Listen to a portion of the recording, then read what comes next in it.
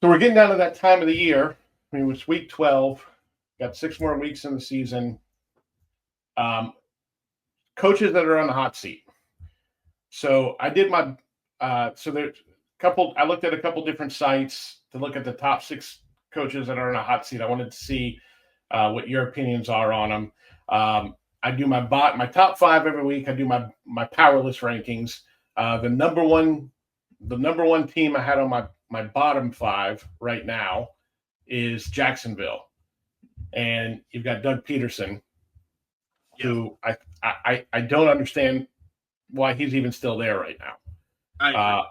Other than maybe you just don't want to pay him. But at the end of the day, it's they're 2-9. I feel like they're not going anywhere. They need a reset at not at quarterback, because I think they're fine at quarterback. I just obviously. I mean, they just need the entire coaching staff needs to be teared down and rebuilt. Yeah. No, I agree. I mean, Doug Pederson, I think he's gone at the end of the year. And the thing is, I don't think Pederson is that bad of a coach. I don't think he's going to be out of a job for very long. But I just don't see where he's going to survive. We already talked a little bit about Matt Eberflus in Chicago. Yep, I think he's gone at the end of the year as well. I think they have to bring in an offensive-minded head coach. I think they get. I think Chicago has a good chance of getting what's his name from Detroit, their offensive coordinator. Yeah, Brandon Staley. No, Brandon Staley was the old coach of the Chargers. Oh yeah. I think that the Texans offensive coordinator, I think his name is Sloan. Ben Johnson.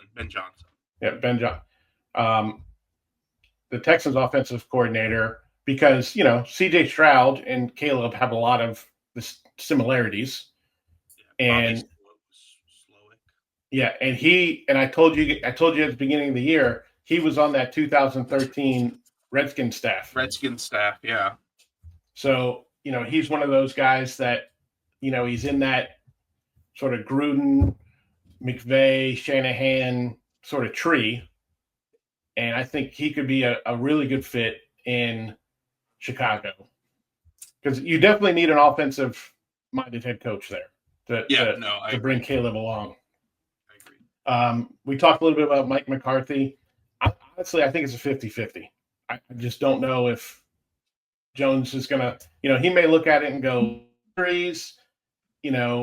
on top of just being up against the salary cap. I don't think Jones is ever going to look in the mirror and say he's the problem, unfortunately. Yeah. But at the end of the day, it's I think that's a 50-50. Antonio Pierce in Vegas, I think the experiment is over. Yeah. I don't think he's the guy. It sounds like he's sort of lost that locker room a little bit.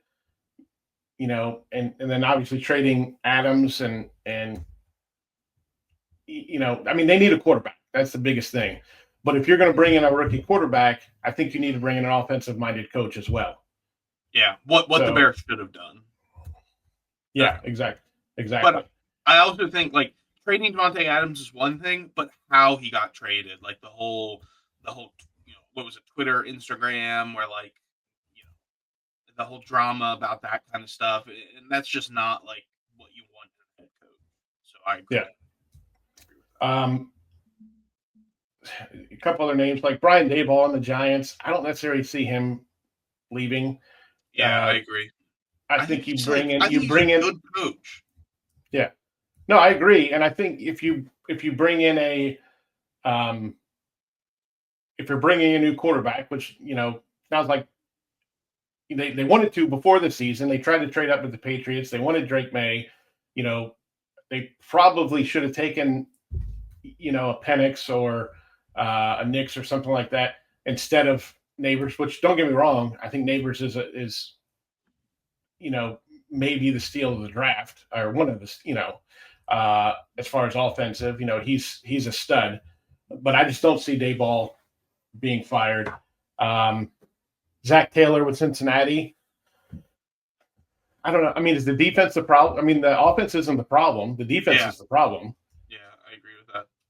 But other than their playoff year, I mean, they went 9-8 last year. Even after, all the injuries they had. So I don't know. And it's not like Joe Burrow's having a bad year. He's looked stellar. No, if that team was 7-4 instead of being 4-7, he'd be an MVP. He's in the MVP race. Yeah, I agree. Kevin Stefanski with Cleveland, I don't see that either. I mean, he was coach of the year last year. I think he just got dealt a really shitty hand with Watson. Yeah, I agree with that. I feel like if you bring in another quarterback or somebody that he can grow with, so yeah, those kind of the top 6-7 guys that and obviously 2 were already gone, and Salha and Dennis Allen. So you're gonna have at least 2 new head coaching positions. I think you're gonna have probably at least 4. I think Pederson's gone. I think Eberflus is gone. I think Pierce is gone. So you're gonna have at least 5. I think it's gonna be closer to 6 or 7. But yeah, there's always, like Sirianni. If they get blown out in the first round of playoffs, I think he's gone. Yeah. So, McCarthy's a 50-50. So, I mean, it's always interesting that, Black Monday, day after the season ends, and a lot of times, these coaches these owners will fire coaches early because they can sort of start the search.